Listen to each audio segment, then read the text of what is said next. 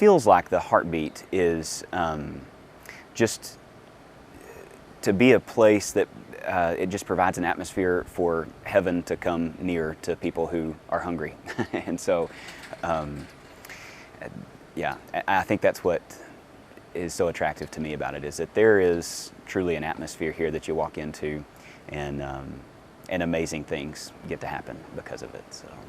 So every week at camp, every year during your week at camp, there's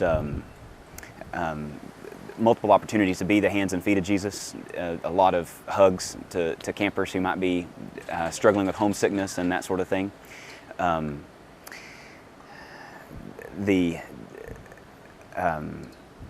You know, what attracted me my first time working out here was just that there was, you came to an altar call, and you would offer the invitation of Jesus, this God who can redeem your hurts and lead the way for you. And then you've got hungry kids who really do thirst after hearing the voice of the Lord and hunger and thirst after His kingdom, and they just flock to the altar, and you think you might have had something to do with it. and so it's just really fun to get to be a part of ministry that happens so easily right there. And so every week that I've come out here, people have had an opportunity to have a face-to-face encounter with Christ, and so that never disappoints. Discipleship can happen very naturally here just because of its life together. And so I think discipleship happens for the adults as much as for the kids, because of you know, you're never off the clock with our age group, especially that I'm familiar with. And so so they get to see the whole package.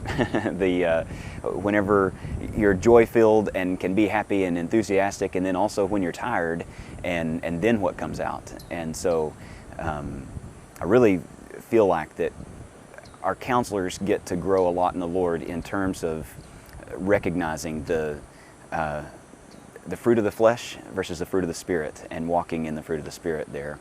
And then, of course, our campers very much get acquainted with that kind of terminology, and they get to have about 100 different ways in which they get reinforced that they really are a child of God and of incredible worth, and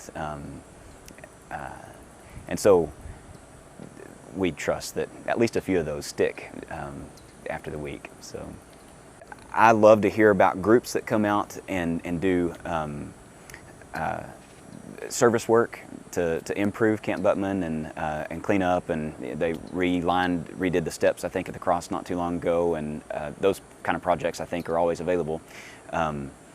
I love it when people catch the vision and want to give monetarily to this place, because there's always more need, and the more finances that we have, then the more creative that our teams can get.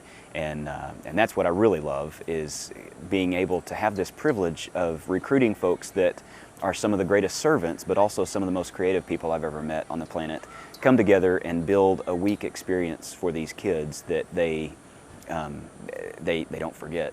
And so, yeah, this has been a great place for women's retreats and men's retreats at local churches.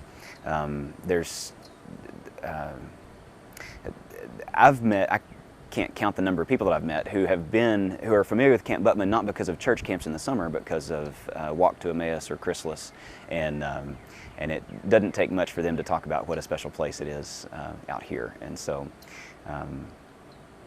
I love Grace Camp because of something that just happened actually a few minutes ago. We had a kid that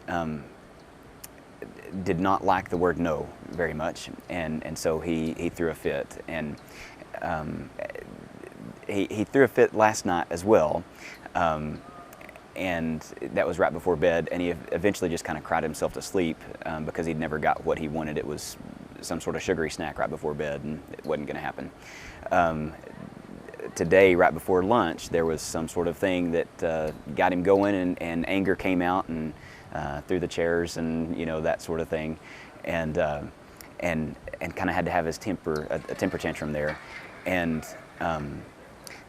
the counselor mentor staff that was there called his bluff, and they just weren't going to give him what he wanted. They laid it out very much what it took for him to get what he wanted, which was just to get to go through the lunch line. We brought food to him if he was going to be not trustworthy like that. And I don't know exactly what happened. I know that one of our nurse left the room to go pray with Deborah, and Deborah just told me that she had this urge in her heart about the woman who had a child who needed healing from Jesus, and Jesus at first said no, and she just begged for the breadcrumbs. You know, even dogs get that, and Jesus admired her great faith, and so Deborah prayed that breadcrumb prayer, she told me, while that was happening. Another of our counselors has a seeing gift and could just kind of see the storm, the dark clouds that were over this kid as he was raging, and a few minutes later he gave in, and it was time for him to clean up his mess, so he set the chairs back upright, and then he needed to clean up the emotional mess of apologizing to the ladies that he had called names, and one of them said, "I forgive you, and I also want a hug." And whenever he hugged her, then something shifted, and the lady that had that seer gift saw that the clouds turned golden, and then another of the counselors told him to stomp his foot and say, "Take that, devil! I'm God's kid." And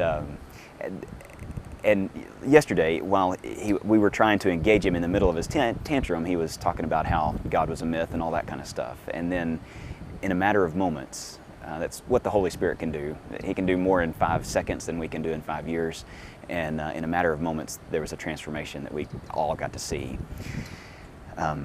So I'm excited about that, and that's why I do Grace Camp. Hi, I'm Pastor Chuck Reish.